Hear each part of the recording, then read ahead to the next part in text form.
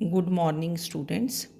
तो आज आपके एग्जाम्पल्स करेंगे आइसोमॉर्फिक वेक्टर स्पेसिस की। जैसे हमने दो थ्योरम्स की, बिल्कुल एग्जैक्टली वैसी ही होंगी ये भी ना।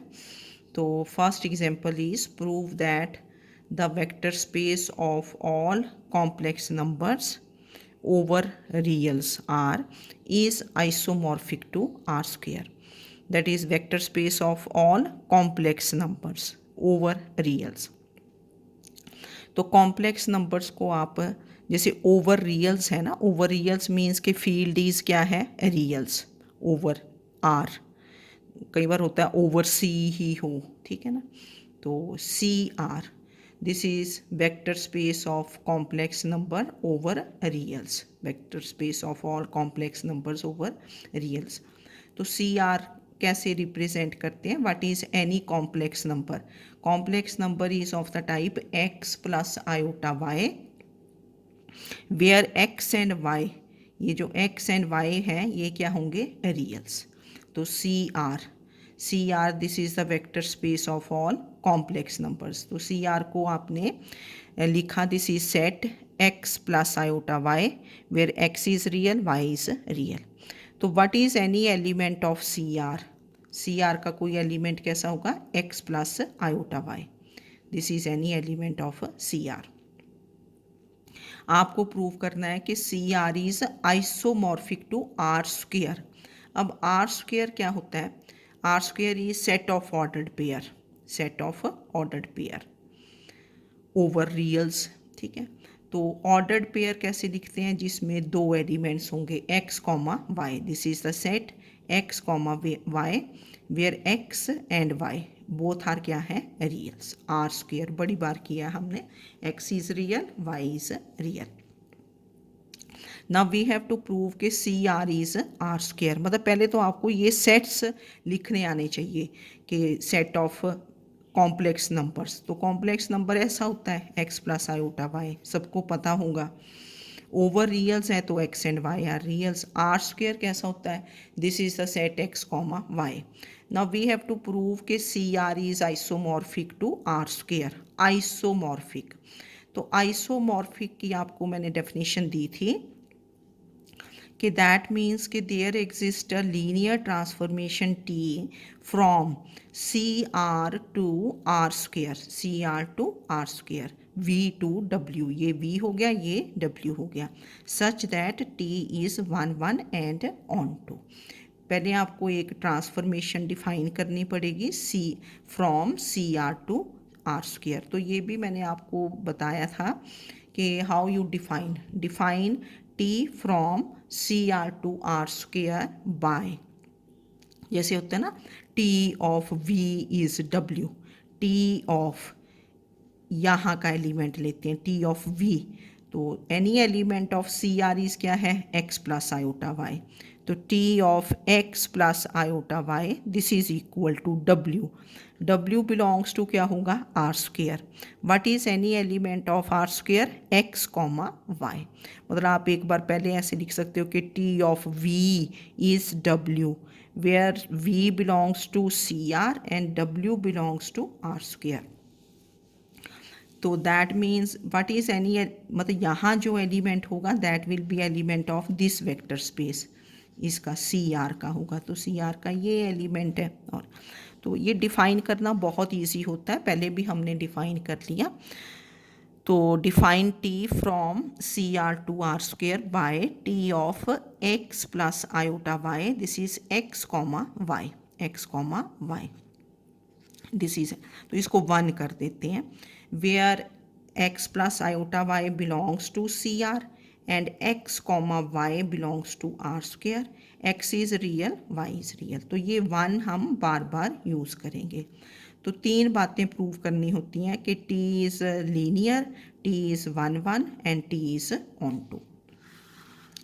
तो first thing to show is, now we will show that T defined from ये, this is a linear transformation. तो वैसे तो आप करते हो ना कि T of alpha x plus beta y, पर यहाँ तो एक्स वाई ऑलरेडी लिए है ना हमने। तो जब भी आप कोई कॉम्प्लेक्स नंबर लेते थे +1 में आपने कॉम्प्लेक्स नंबर किया, तो कॉम्प्लेक्स नंबर को हम जनरली किससे डिनोट करते हैं? z से। z is equal to x plus iota y। तो अकॉर्डिंगली जैसा क्वेश्चन हो तो हमें थोड़ा अपने आप को चेंज करना पड़ता है। तो हम लिखेंगे कि टी ऑफ, जैसे होता था ना alpha x plus beta y, तो यहाँ क्या हो जाएगा? T of alpha z1 plus beta z2, this is equal to क्या होगा? Alpha times T z1 plus beta times T of z2, where z1 and z2 they will belong to, किसको belong करेंगे? CR। Alpha and beta they will be reals. Now let z1 दो complex numbers लेने हैं, तो z1 को क्या ले लोगे? x1 प्लस आयोटा y1 and z2 is x2 plus iota y2। 1 2 कर देते हैं ना, where x1 y1 x2 y2 they will B क्या होंगे? रियल्स। तो ये जो z1 z2 है इसको बिलोंग करेंगे CR को, और बिल्कुल ऐसा ही एलिमेंट। तो first you find alpha z1 plus beta z2, फिर इजी रहता है। तो दिस इज़, मैंने एक स्टेप अवॉइड किया यहाँ के, अल्फ़ा टाइम्स ये कर दिया प्लस बीटा टाइम्स ये किया ना। फिर रियल, जब भी आप कोई कॉम्प्लेक्स नंबर लिखते हैं पहले रियल पार्ट लिखते हैं, फिर plus iota times imaginary part. तो क्या बनेगा? Alpha x1 plus beta x2 bracket में रियल पार्ट प्लस फिर iota times alpha y1 plus beta y2। तो therefore T of alpha z1 plus beta z2, this is क्या हुआ? T of this complex number alpha x1 plus beta x2 plus iota times alpha y1 plus beta y2।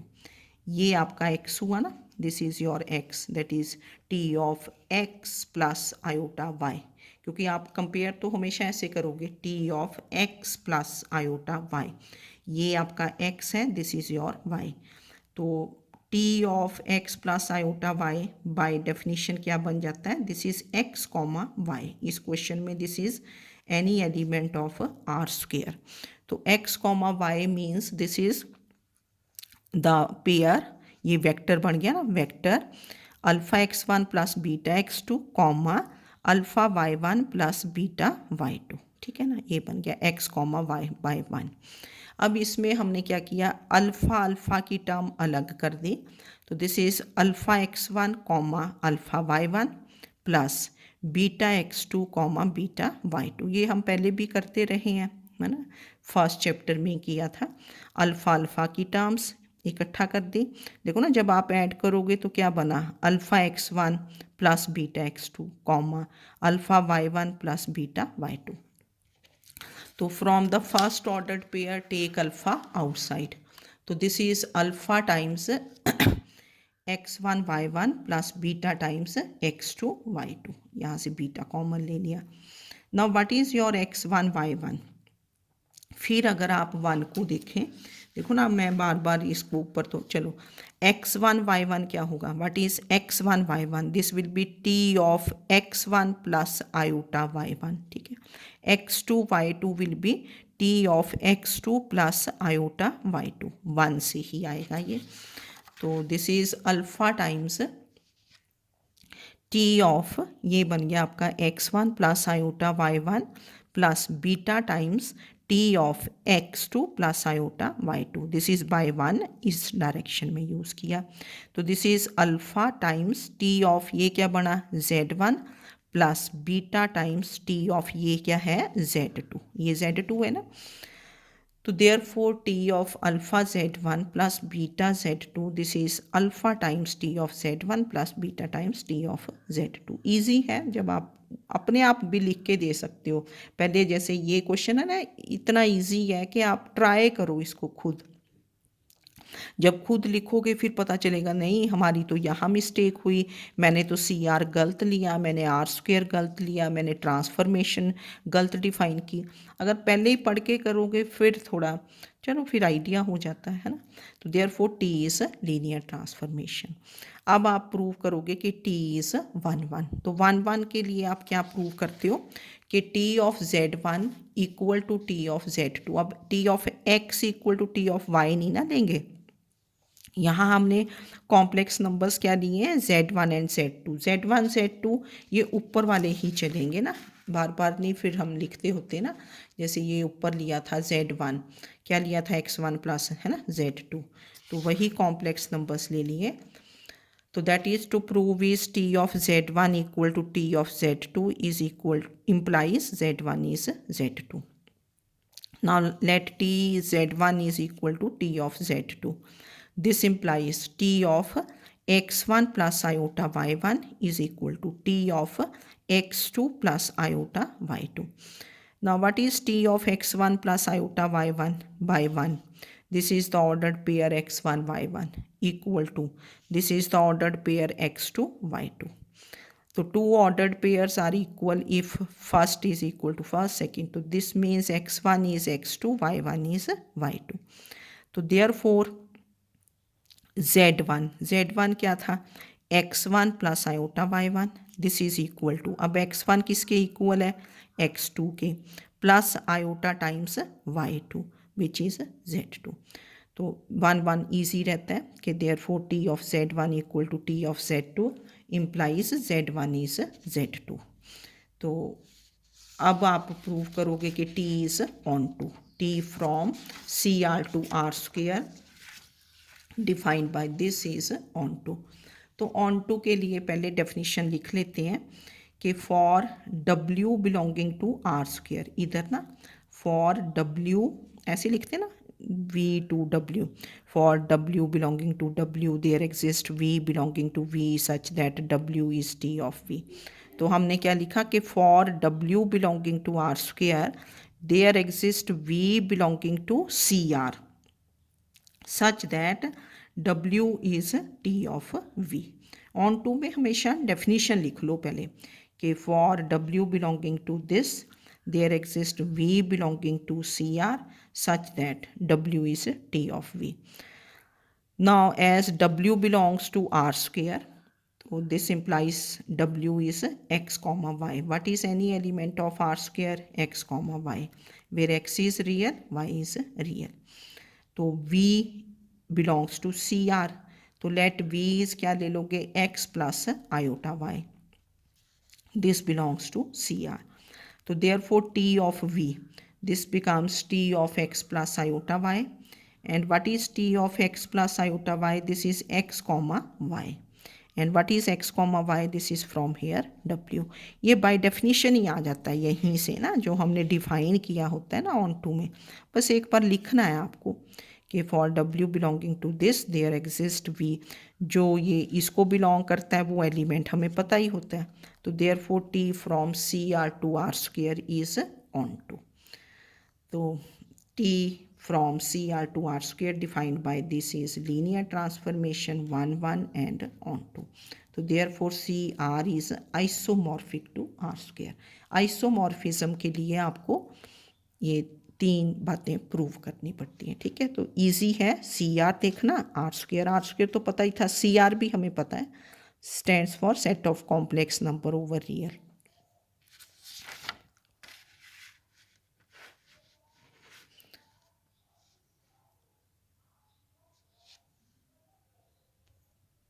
Now second example is कि prove that the subset of matrices, ये matrices of this type A0 0 0, मतलब first element ही non zero रहा in M2F।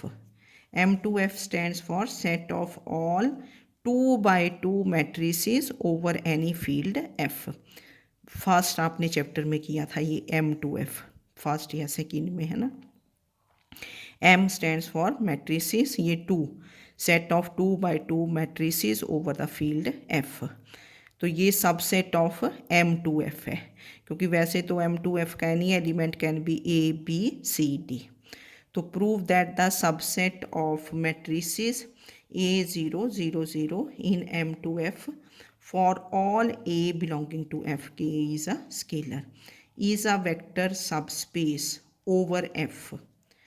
पहले vector subspace भी prove करना है, थोड़ा ना पढ़ लेना होता है, पहले नहीं हमें कभी भी आया is a vector subspace. Subspaces हमने किया हुआ लास्ट चैप्टर्स में। फर्स्ट चैप्टर में ही किया था, पहले वेक्टर स्पेस फिर वेक्टर सब स्पेस। तो इसमें वेक्टर सब स्पेस भी प्रूव करना which is isomorphic to F, which is isomorphic to F, कि prove that the subset of matrices.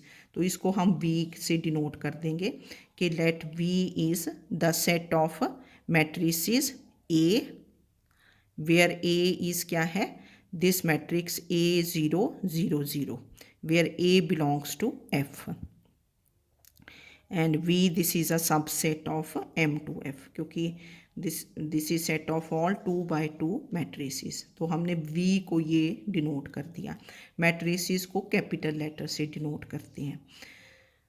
तो मैंने ये लिख भी दिया कि M2F is 2 by 2। Now first we have to prove कि V is a subspace of M2F, कि V इज़ अ सब स्पेस, सिंपली सब। तो अगर आपको याद हो सब स्पेस के लिए क्या प्रूव करते थे, alpha x plus beta Y belongs to W। Subspaces को हम W से डिनोट करते थे कि W is a subspace if alpha x plus beta y belongs to W, where x and y belong to W। Now we have to prove कि V is a subspace। तो what are the elements of V? matrices हैं, है ना, they are matrices। तो we have to prove alpha into A plus beta into B belongs to V। Alpha x plus beta Y belongs to V, यहाँ W ना होके क्या है V, where alpha and beta they are scalars, A and B they are matrices, they belong to V. A is matrix of this type, B भी ऐसा matrix होगा। Subspace, first thing is to prove this is a vector subspace भी लिख देते हैं, वैसे generally सब space ही लिखते हैं। तो ए को क्या लेंगे, let A is this matrix A0 0 0, और B को क्या ले लेंगे B0 0 0, ठीक है, वैसा ही मैट्रिक्स ले लेते होते हैं, where A and B they belong to F। Then you find alpha A plus beta B। तो what is alpha A plus beta B? This is alpha times A0 0 0 plus beta times B0 0 0। तो आपने multiply किया, add किया matrices को, matrices of the same order can be added. तो this becomes alpha A, first entry alpha A plus beta B, ये zero बन गया, ये भी ज़ीरो और ये ज़ीरो।